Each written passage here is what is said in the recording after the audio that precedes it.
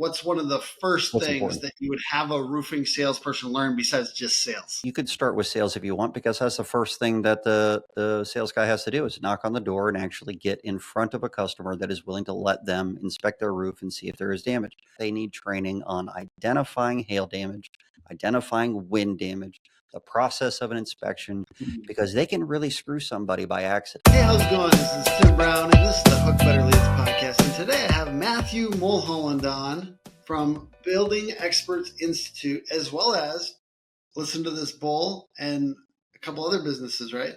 Bunch of other undisclosed businesses, yeah.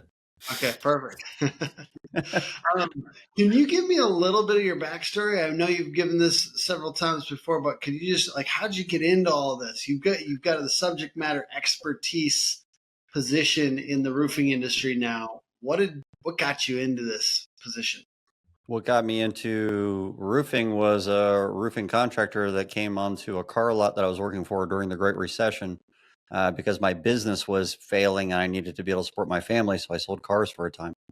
And he got me in, and for 6 months I was working for that company, knocking on doors before I started my own roofing company called All Good Roof Systems. And that company was there from 2008 to 2014. We were knocking on doors, doing a decent job. Small company. I hated knocking on doors. It was my least favorite activity ever. But once I had a roof to get on, I knew that I was good. And I was very good at dealing with the insurance carrier. So I made a name for myself, and with all of the adjusters that we were dealing with, I had a great reputation with them. They enjoyed meeting with me. I enjoyed meeting with most of them. And I found out what a public adjuster was at some point and thought, that's perfect. I can unload some of this additional work and hire this public adjuster. So I did. They had a good process, but they weren't very good at the actual job. So I decided, you know what, I'm going to become a public adjuster and take a process very similar to what they were doing and actually do it well. And that's what we did. So we became the largest PA firm in Georgia. We were handling somewhere around 3,000 claims a year. And rather successful for a very difficult state in doing volume storm damage claims. So that's kind of my background. I went to school to be an aerospace engineer, though. I didn't finish that. I did 4 years of the 5-year program before the Air Force told me I wasn't going to get my pilot slot after all, which is really the only reason I was doing it. So I didn't actually want to become the engineer. But they gave me kind of a technical background about things and a way of assessing different properties and stuff. So when we were taking a look at all the different issues that we have with claims, you learn to boil things down to what the true problem is. You know, what is it that they're really saying? What is it that matters? How much of this is fluff and smoke and mirrors and doesn't matter whatsoever? And you really start taking that approach, and then you start to learn through being curious as hell, you know, what can win this, what can't win this. I just became a student of the industry and finding every research paper I could possibly get my hands on. And then when I realized that most of the research that's out there is bullshit, I started doing my own. So here we are. Talking about things your people should train on. Right. And your salespeople and salespeople in general, if you're a roofing salesperson, things you should train on. And it is interesting how there's so much sales training out there. And the sales training, and frankly, there are some very good ones, but the point is we need real domain information, real specifics about roofing systems and about the products and about these types of things to advocate, because a lot of times people think that the sales is going to do it, and I always tell people I think a little bit more the adjuster meeting does it, or there's all these nuances around claims if you're in the insurance world that I honestly, this last few years probably have started to understand a little bit more, and it's almost more important than sales training in many, many markets. That's the closest I've heard a marketing guy ever say that something might be more important than sales. Thank you. So what I really want to get to is what kind of training has been out there? Oh, sure. And what kind of training would you like? What's one of the first What's things important? that you would have a roofing salesperson learn besides just sales? I mean, if you take a look at the progression, I think this is actually funny and something that I've noticed as well. There's a ton of sales training out there, and a lot of it's free, and a lot of it's online. And there are excellent sales trainers. I would recommend, if you were looking for sales training, take a look at like Adam Bensman, Matt Danskin's Restoration Referral System, things along those lines. There's a lot of value in those, but once you actually get on the roof, what do you do? Do you know what you're looking for? I can tell you this: most of the training that's existed kind of sucks. Doesn't give you much. It gives you surface level information, and a lot of the information comes from sources that it probably shouldn't be coming from. There are engineering firms that are hired solely by insurance carriers that put out certifications for identifying damages, and they're using their own definitions of things that don't show up in policies. I went to one of these courses, a Hague course, and they gave you a workbook as part of the deal. I think I might have pay extra for it. I got my Hague certification after 3 days inside a class, the same certification that forensic engineers get, by the way, 3 whole days. And at the end of the workbook, there's this section that says, or your little test, you find this, is it damaged or is it not? And if you go to the section about hail for asphalt shingles, there's 3 examples. And all 3 examples, the answer is no, it's not damaged. There isn't even an example where they agree that it's damaged. And so you start to wonder why they say no to everything. Well, there's no reason to say yes when their definition of damage is very fluid. It's changed over the years a lot. And they keep changing it and they keep adding into it. And I went down a rabbit hole and I got a little bit upset. So you originally asked me what kind of training a new sales guy should have. I think that you could start with sales if you want, because that's the first thing that the sales guy has to do is knock on the door and actually get in front of a customer that is willing to let them inspect their roof and see if there is damage. But I wouldn't have them do the inspection and identify damage and talk someone into filing a claim unless they actually know what they're looking for first. And in order to do that, they need training on identifying hail damage, identifying wind damage, the process of an inspection, because they can really screw somebody by accident. And BEI, Building Experts Institute, is got both an identifying hail damage to asphalt shingles course and identifying wind damage to asphalt shingles. And because the nature of this podcast, as we're talking about, you should train your people on, or you should train on this, it necessitates a little bit of like, these courses do exist and they exist by a very reputable company. And then also just to note that they're high quality. So, and there's going to be a little promo amidst, it's going to feel like promo amidst this podcast, but it's because I want you to know that these courses do exist. And it's not just because you could go out and learn from a 10-year roofing salesperson. That's one way. The problem is sometimes it's hard to get at those guys and really spend a lot of time with them. And then also sometimes you learn bad habits. So this is like, these courses were put together intentionally to help newer people and to help people that really just want to level up. So if you've been doing this for a little while, you still want to level up, you can take these courses. It's Building Experts Institute. And then there's high quality videography, which I think honestly, because you said you want to make it engaging. Yeah, and you've seen Masterclass. Yeah. Yeah, the Masterclass 5. Masterclass, it's beautiful. And if it's beautiful, it's engaging, and you'll want to actually watch it. You won't be so distracted by how horrible the audio is, how bad it can be, or how fuzzy something looks, or it's clearly shot on a freaking cell phone camera. Well, you guys are also kind of competing with YouTube at this point in the game, right? Like, I mean, have to be. I mean, we have our own YouTube channel with our own stuff on it. I've got a lot of free content on the Listen to This Bull channel. I'm competing with myself with the Building Experts Institute, but it's all consolidated. It's a lot of information. The hail damage identification course is 4 hours long, and it's got resources. It's got all these research papers that we've found that would help you in a claim. It's highlighted, commented on. You can download. It's chapterized into different areas. You go through the course and, oh, you want to remember something very specific? Well, the chapters make sense. You can go back to that one chapter, go back through that thing. We've created these diagrams that have information on them you can't find anywhere else. You want to know what hail does to a new shingle versus what hail does to an old shingle? You're not going to find that anywhere except for at the Building Experts Institute.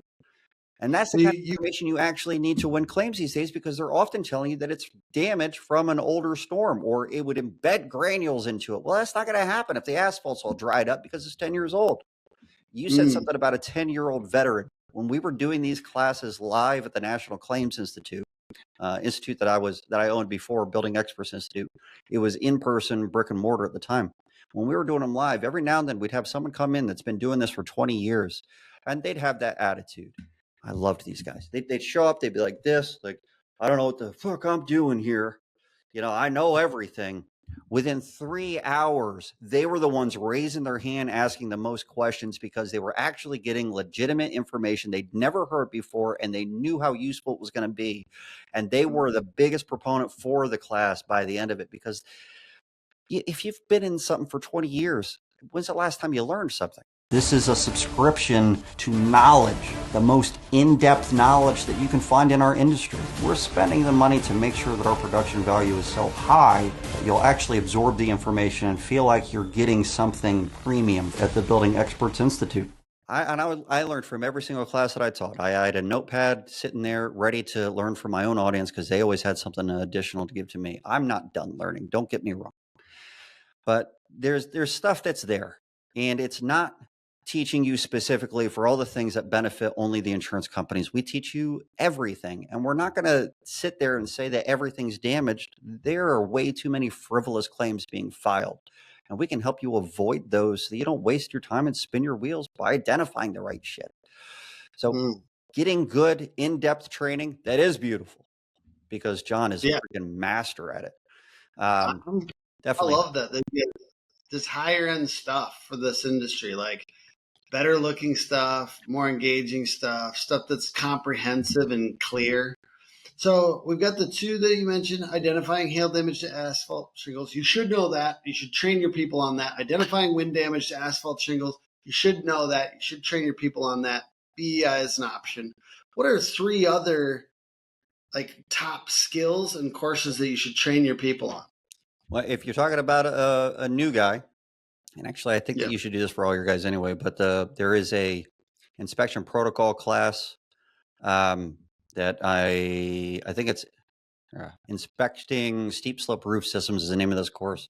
And it is a step-by-step how to go about inspecting an asphalt shingle roof claim, step by step. And if everybody's doing it the same way, then everyone will know what's going on when they go through that photo set. Sometimes you have this random photo somewhere in there. It doesn't make any sense in anything. You don't even know why you took the photo, but if you took it in a specific order, you would be able to figure that out. Your estimator could figure out what side of the house you're on if you do it a certain way.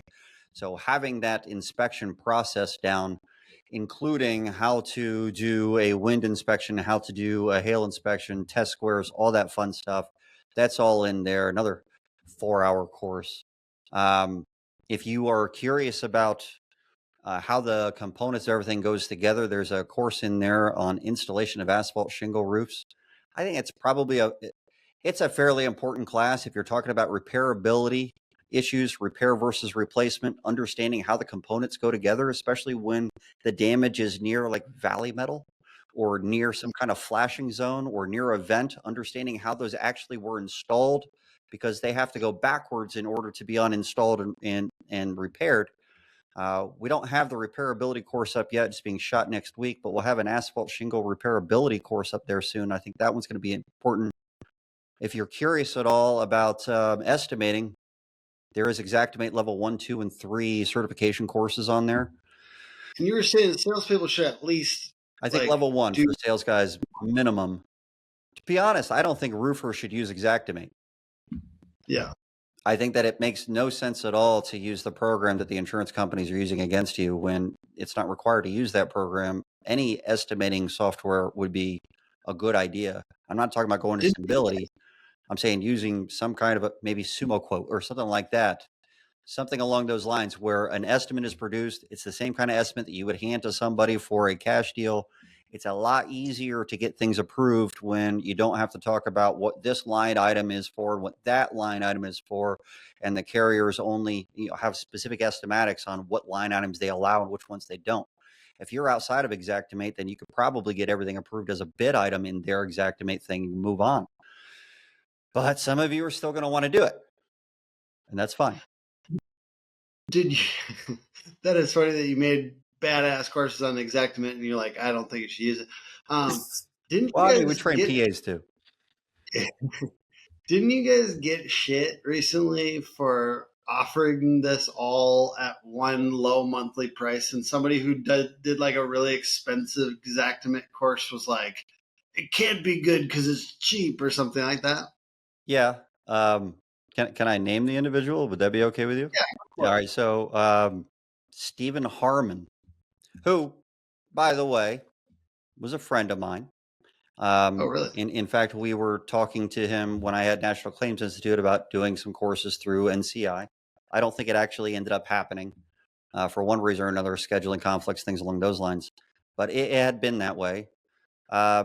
And he was aware that we were going to be putting Xactimate courses online at some point, and he had no interest in having online courses. But when we had Xactimate level 1, 2, and 3 come out in back-to-back weeks, he made a post about, I will fix your $109 Xactimate training.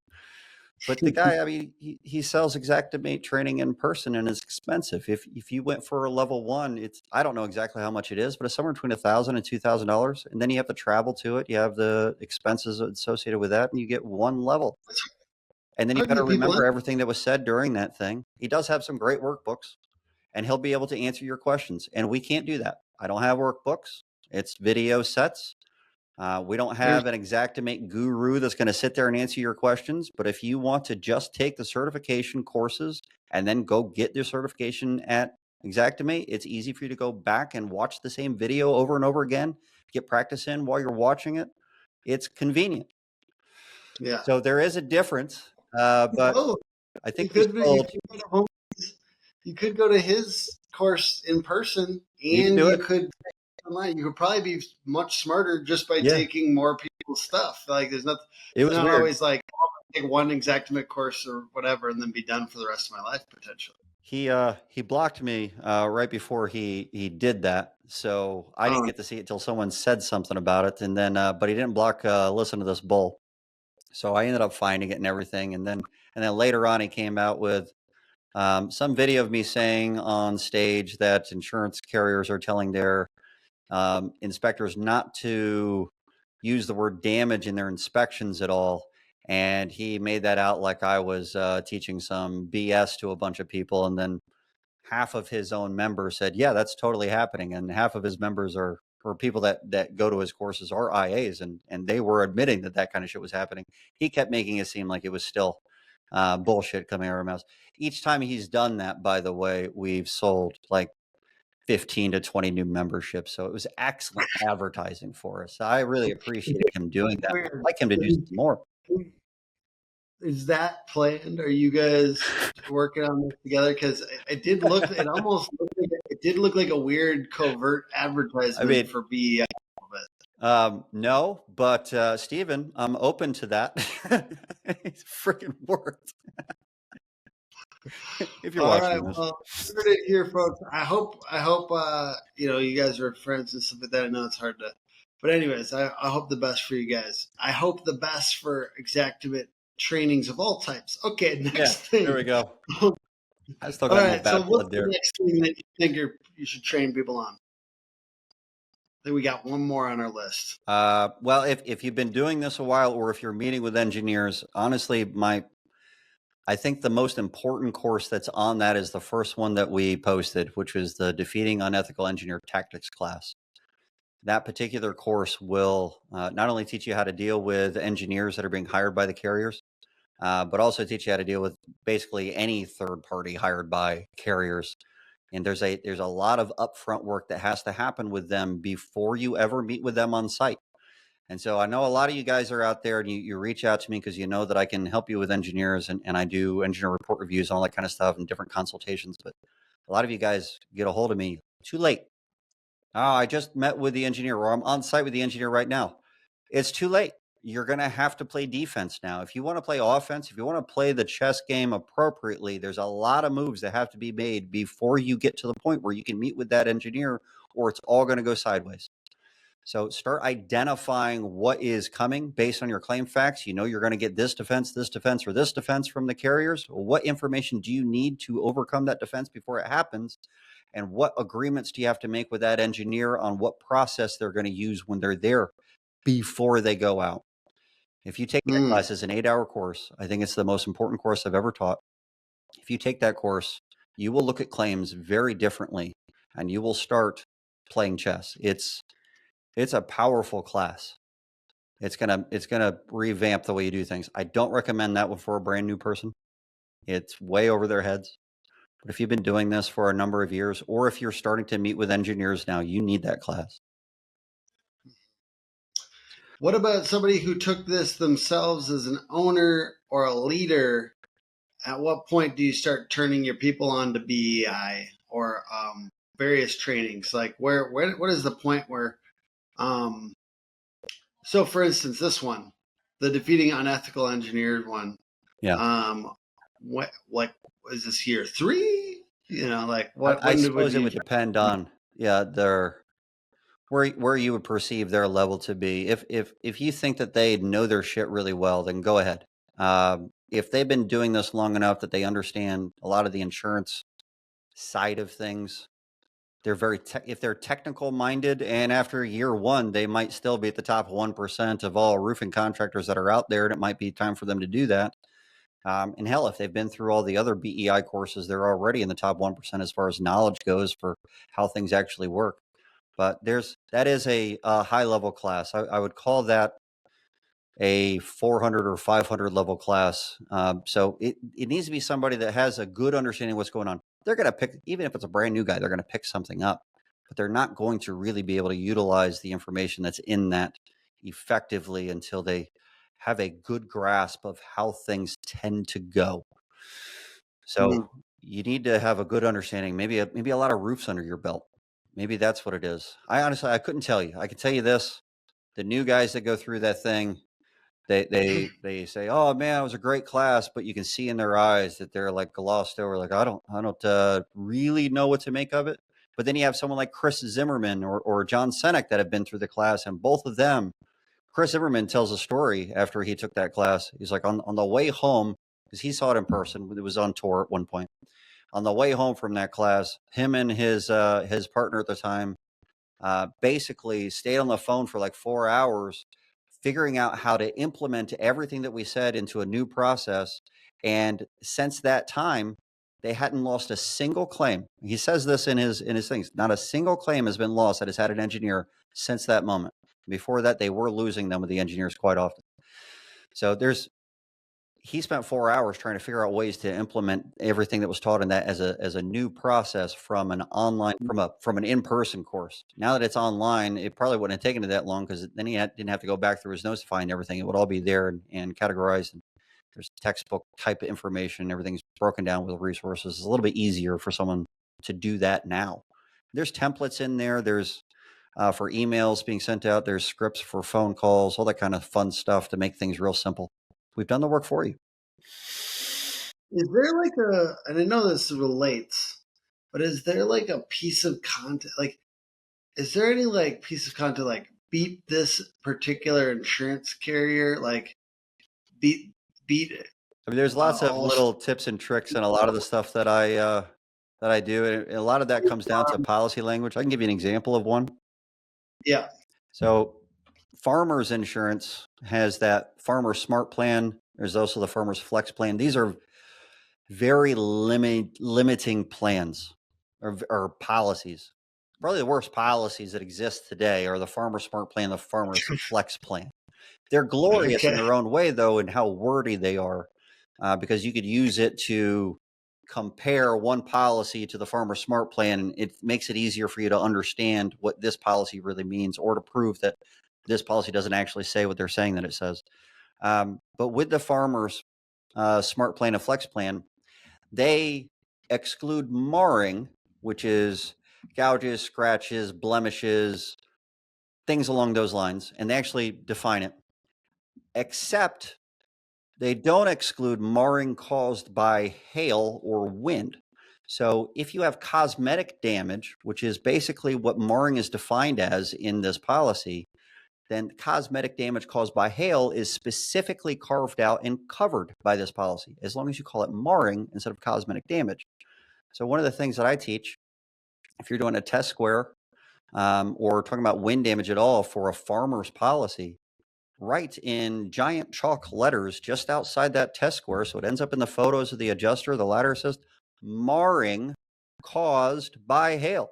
If you use that exact language that's in their policy, it is very difficult for them to deny that suddenly and say that it isn't damaged. Because a lot of times they're trying to use Hague's definition of damage, and that's not the definition of damage that's in the policies, but they're doing that because that's what's been taught to them.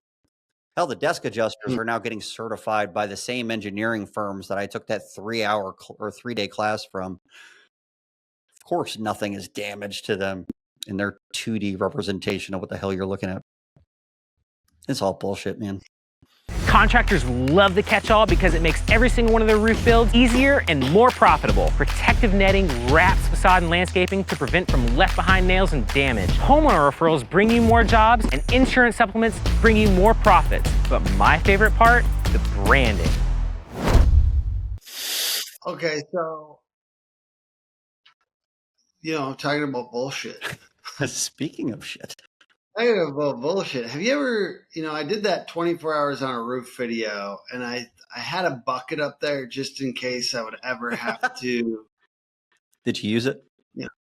I didn't. I was kind of hoping I would. I did eat Taco Bell while I was up there because I was like, yeah. I just thought it would be a fun part of the YouTube video, Right. Have like a Jeff Daniels kind of a moment, just with your legs all up in the air. Yeah, that'd be something. Yeah, exactly. But I did never have to use it. Have you ever had to use the bathroom on a roof? And could we maybe see a course on that at some point, like just various methods? I highly doubt there's going to be a course on it. The plumbing stacks that come off the top of the roof, they do tie directly into the drainage, so you can. And I have urinated in a handful of those. Whenever there's one of those really stressful moments, there's no way you're going to be able to get down to do things. When you're a busy guy and you have too many claims, this is the kind of shit that happens to you, okay? When you don't have time to even stop to use the restroom in between your appointments, then at some point you're going to be in these positions. I have had some pretty scary moments. Kind of wish I had a bucket for. And I've got some very long stories, probably too many shit stories, to be honest with you. Probably more than your average amount of emergency shit stories. Emergency shit stories. How many to you do you think the average human has per year? Per year. Or like per day? Of emergency, oh my God, I might just shit myself right here and now kind of a moment. Average person in the U.S., probably more than the rest of the world. Because of our diets. I don't know, maybe 2. And because of pre-workout. So 2 a year, you think? Pre-workout, does that make you shit? Yeah, mine does. Yeah? It's just the brand that you have? I hope you don't endorse it. I feel like, guys, comment below, does your pre-workout make you need to shit? Yeah, it's like a diuretic. Like coffee will just flow right through you, man. Yeah. It allows everything else to flow right through. It's nice. It's good. Yeah. Right. But the strenuous activity of that probably is helping move things to an exit point as well, if you really think about it. Yeah. So 2 a year, you think is average? Maybe. Okay. Let me think. What do you think yours is? I definitely think I at least have 2 a year. I'm guessing maybe a few more. But like, how many do you think people where they lose the battle? Like, how many decades or how many where they actually shit themselves? Yeah. Yeah. I don't know. I don't think there's an annual amount there, probably. I bet they win that 2-time emergency battle more often than not, but maybe through their Yeah. lifetime. I would bet the average person, before they become incontinent, not able to hold their stuff later on in life, Yeah. and cut off. So let's cut off both the ends of the data here, from 0 to 4 years old and from like 70 on. So everywhere in between. Maybe they shit themselves 3-4 times total. A decade. Maybe once a decade. Oh, total life. Okay. Yeah, once a decade feels right to me. That But sounds, I think it's an about average. average. Yeah. I think probably like once every 2 I think years. it's great that we're making up these statistics out of our ass right now. Yeah, like what? Hey, that's It makes sense for the conversation. Yeah. I think about once, probably like every 2 years, probably for me. How about you? Not that often. I win that battle more often than not, and it's mostly because of the Kegel exercises. But Kegel exercises, is that because that's a different muscle back there, Maybe. isn't it? I don't know. I thought it was funny. I don't even know what a Kegel is. I thought that the Kegel was the front side. But I can tell you this. It's all connected. There's one story that I told at SEC. Not SEC, SRC. Yeah, Storm Restoration conference in Texas that April Hall puts on, and they had this comedy contest, and I got up and I told one of my shit stories, and I ended up holding a very strong emergency shit for almost 25 full minutes of nightmare while driving. So I think that I've developed some musculature to prevent a little bit more than the average person. I did avoid farting the whole time, which definitely helped. But I almost gave up so many times, especially that moment when I got stuck scooting myself underneath the bathroom stall door that was locked from the inside, and my gut got caught. I almost gave up again there, but throughout all of that 25 to 27 minutes, I felt like I was a real trooper, and did not shit myself that time. And then other times, I remember getting up early in ROTC in college and making it to drill just in time at like 5:05, and one tiny fart led to a lot of something that was very sludge-like that came out of me instantly. So. Well, you live and you learn, like that made you who you are today, because now you not even let the fart out. You know what, though? The crazy thing is, I ran to the bathroom. I ended up throwing my underwear away, went commando the rest of that. And when I got back, I told everybody, hey, man, I just shit myself. I didn't hold back. I told everyone.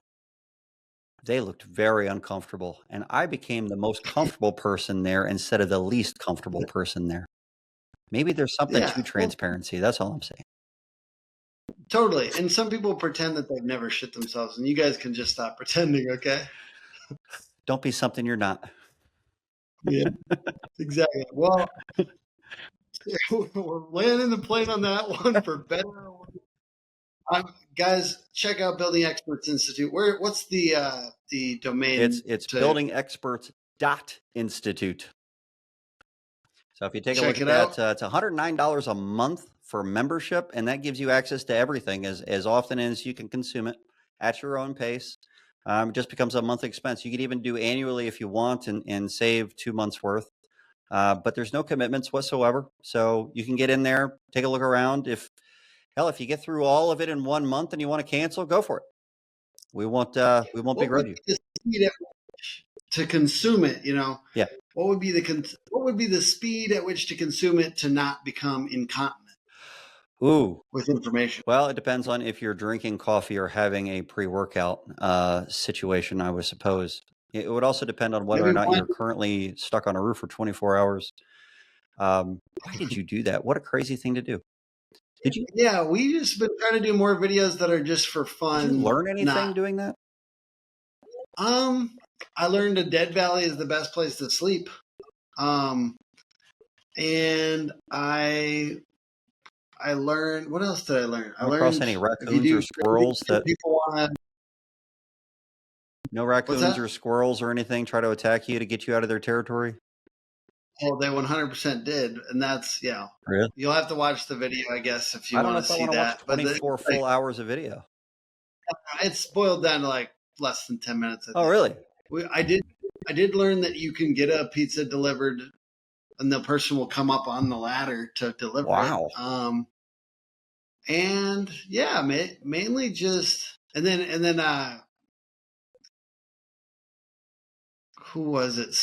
Shoot, dude from Roofle, Mike Goldenstein. Sorry, Mike Goldenstein came and trolled me and like told me it was fun. He's like he showed up with like a fluorescent vest and a hard hat and was like, "This is what real roofers do." And so it was fun to be trolled by Mike.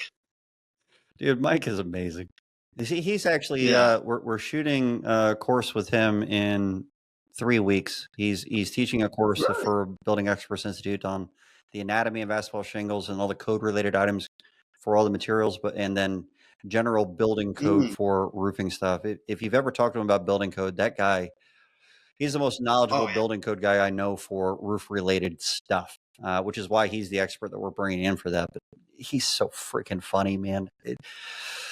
He's entertaining. You guys are bringing in different people on different. It's cool that you're continually building this out, and it's still going to be the same cost. Yeah, well, As no, I mean, eventually it is an introductory kind of an offer right now. We're a new school. We've got only so many courses on there, so everybody will get grandfathered in, but our prices will go up. It has to. yeah, Yeah. but like for instance, like the people that are currently on the price that they've got now, or on like let's say the next few weeks, or whenever this podcast goes out, they will get that Yeah. course when you guys edit it down with Everything Mike that comes from around the building. future is automatically part of that membership. So, and we're about to add in a lot more than just the go at your own pace stuff. There is going to be some monthly webinars that the members will be able to gain access to from all the experts that come in. We're building out some different things to just add additional value to everything. We don't want you to count on those as part of the deal. The real deal is in the go at your own pace driven courses with all the resources and materials that are necessary to win claims and things. But anything that's an added value is great. So, but a lot of that, we're building out a new LMS for ourselves. We're building out a whole new website. Everything is being upgraded. There's some really cool shit coming. I posted a video about the other day that involves a virtual me that I can't say much about, but holy shit, is it awesome. I'm geeking out right now. I might even shit myself thinking about it as I sit here. Thank you for helping in with a little bit more of that. And thank you for being on. I honestly, I feel like we've attempted this a couple of other times, and for whatever reason, it hasn't gone through. And it's been a couple of years since I first tried to have you on. So it's been like 2 or 3 years. And I will say you're a very smart guy. So I couldn't, because I'm not a real roofer, I couldn't process some of the topics. And now I do feel like I'm at least capable of a little bit more real like content here with you. Because you're just smart. So like I know that like the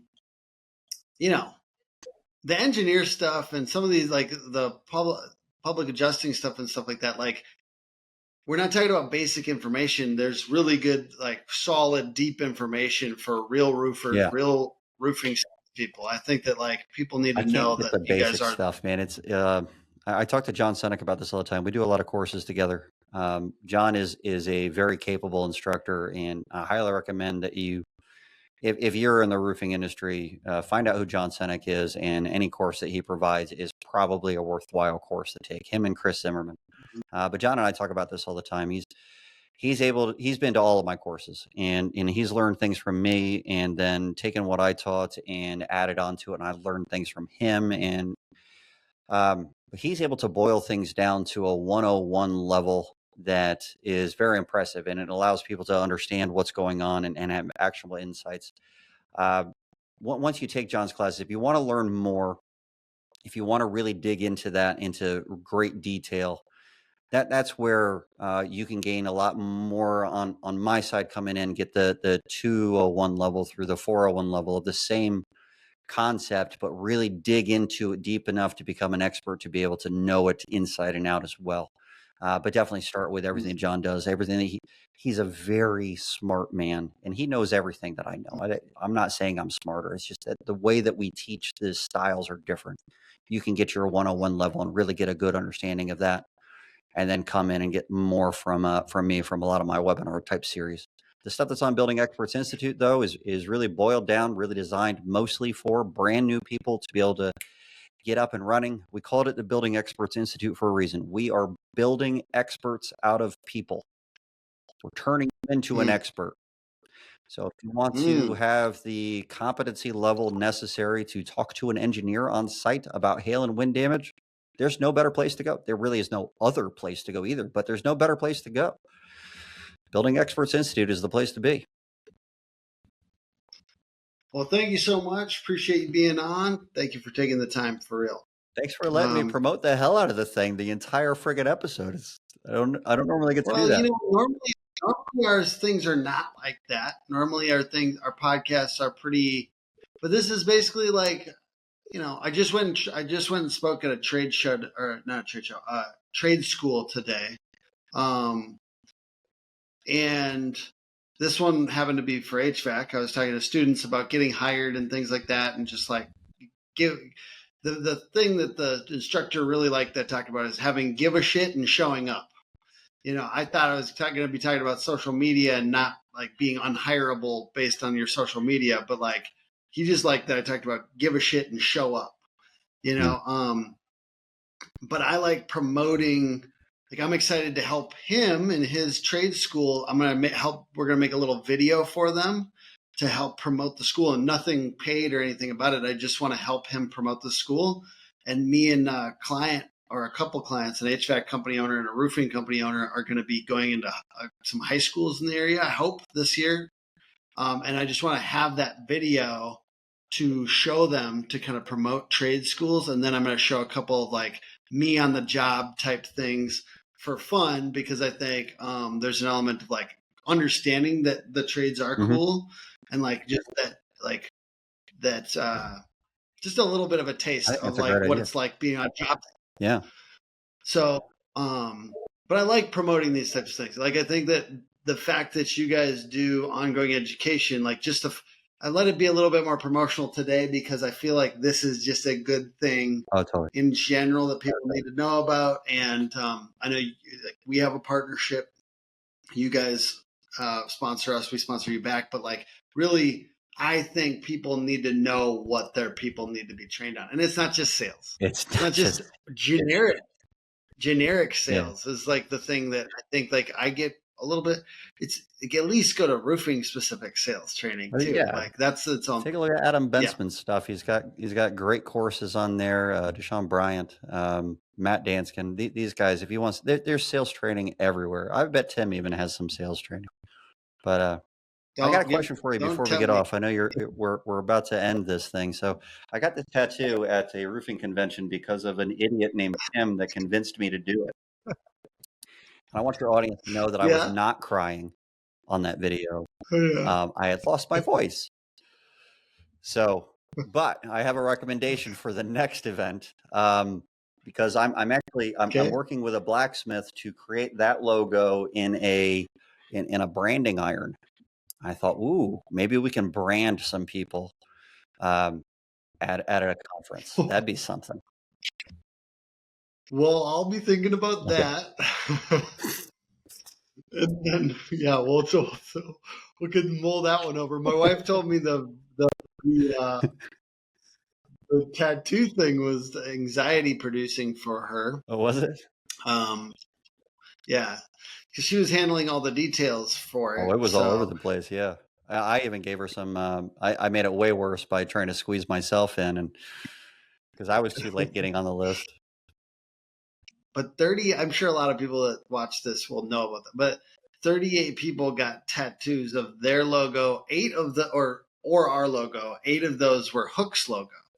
That's crazy. So that was crazy. Real tattoos. Everyone, like, the first thing people asked was real tattoos. Yep, real tattoos. So that was wild. Yeah. And I try to make our RoofCon booth this year a little less stressful for my wife, but I'm sure we'll be looking for something fun. So if you think of anything, homie, I guess branding really isn't that thing, but maybe you could start selling roof shit buckets or something. I don't know, handing those out. Oh, there you go. Or maybe we could do like a combined booth where they can shoot the hail cannon at something. Well, we definitely want to do that. RoofCon's going to be interesting, and we're building out a very large section is going to be all hands-on training for different things that we teach at Building Experts Institute and other places.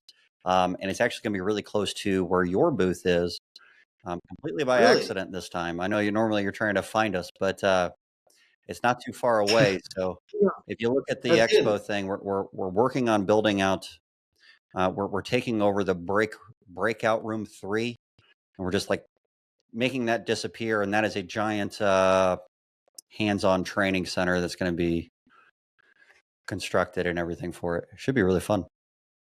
I love like when like booths that are kind of interesting and cool are kind of closer to each other, because then you get like a little bit of like a network effect of like people kind of. So like I try to bring a little entertainment just because then I'm helping our neighbors, and then it's just more fun to be at these things, because they can, if you don't try to make it fun, it can get boring for the people in the booth too. So, hey, we're trying to make it fun. You guys ought to figure out something that you want me to shoot and bring something, maybe your daughter. I can shoot her. She's very cute, and every video she's in is awesome. So, no, thank you, Matt. Appreciate you being on. And I look forward to seeing you at probably a conference before then, by the way. I'm sure we'll see each other. Thank you, everyone, for watching. Podcast put on thehookagency.com. Peace.